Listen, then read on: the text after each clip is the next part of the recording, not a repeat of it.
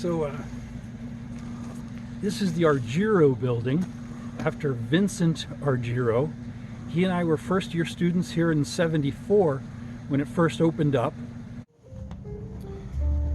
So in terms of construction, in '77, I believe it was, I was at Livingston Manor on full work minister training, where we built a sewage lagoon, and we renovated the entire hotel at the manor, the executive building, contracted to move some buildings, demolished a full-sized Olympic pool, renovated the facilities, built a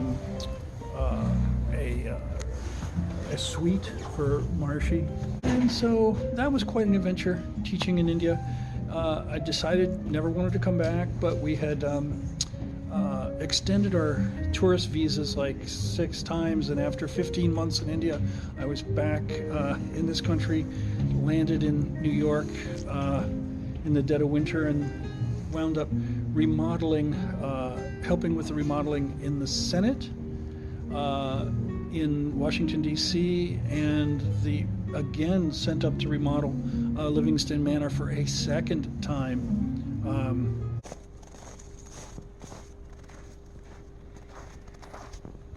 In our last video, I mentioned hotels as some of the things that I'd renovated, and this is one of them here in Iowa.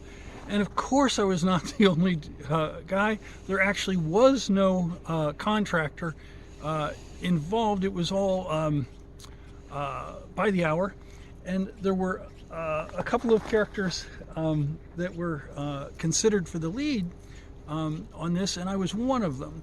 And there was a town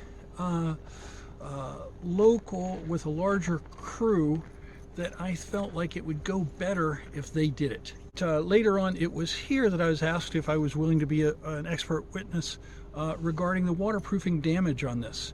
The reason we are doing the remodeling only 2 years after it was built is it came in modular and then coated in a waterproof coating that was so effective that any leaking from the windows got sealed inside and caused rotting of the structural members.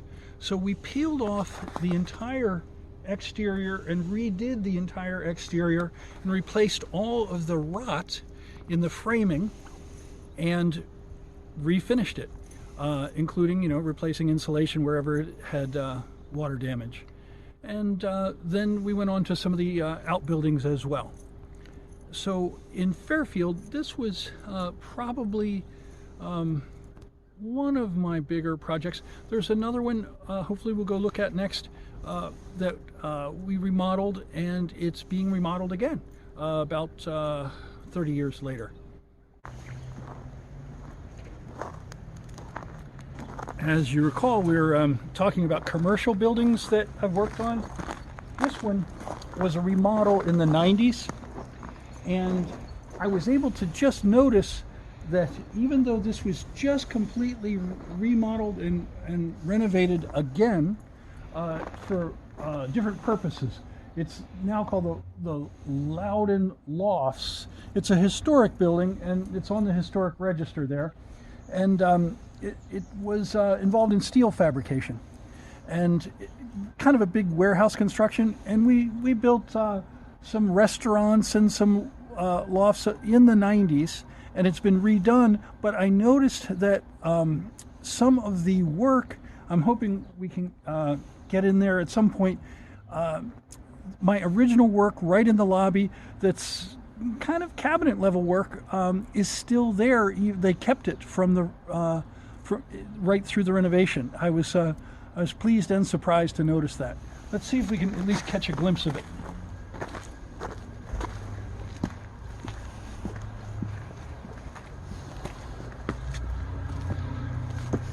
Notice the curves. I don't know if you can.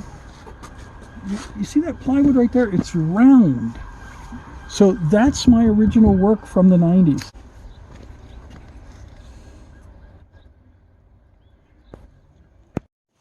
So this is a residential that I did again back in the 90s. I'd have to, I don't know if I could pin it down better than that. Early half of the 90s, I think. And my helpers on this, one went on to become a licensed plumber, and I worked for him as a plumber on his staff out in Los Angeles later. The other helper went on to become the chairman of fundraising for the Women's Republican Party in Washington, D.C. So it's been a while since we framed this one. As you can see, it's in great shape. So you built this house? Built this house, yeah.